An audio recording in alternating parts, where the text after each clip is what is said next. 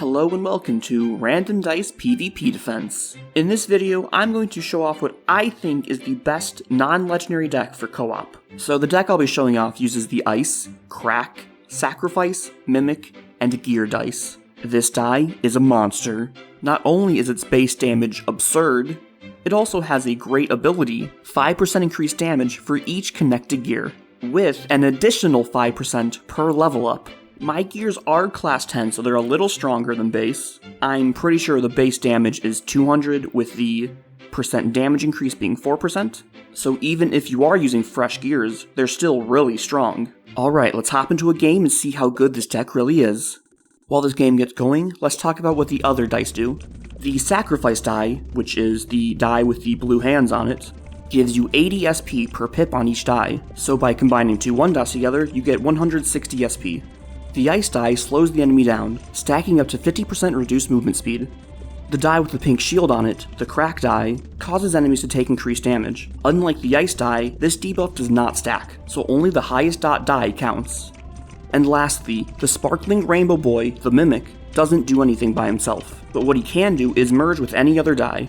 The general strategy for this deck is to get as many gears grinding as possible. Sounds easy, right? Well, it kind of is. Just be careful where you place your die when merging.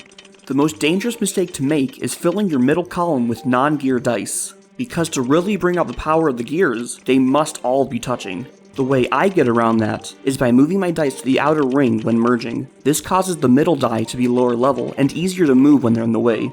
Now, since there isn't a clean way to improve my board state, I'll be focusing on leveling up my Gear, Ice, and Crack dice to level 5. And yes, I could merge my 1-dot gears, but with gear dice, you want quantity over quality because of their sweet damage bonus when in a chain.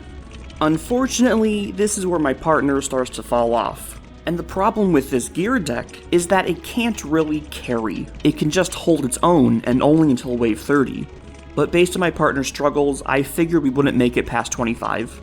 I start merging dice in hopes that I can carry us past wave 25, but unfortunately I don't get strong enough. But we wouldn't have beat wave 30 anyway, because that boss is a struggle. If you want to consistently beat wave 30 boss, you're gonna need legendaries. So let's open up this box and see if we get any.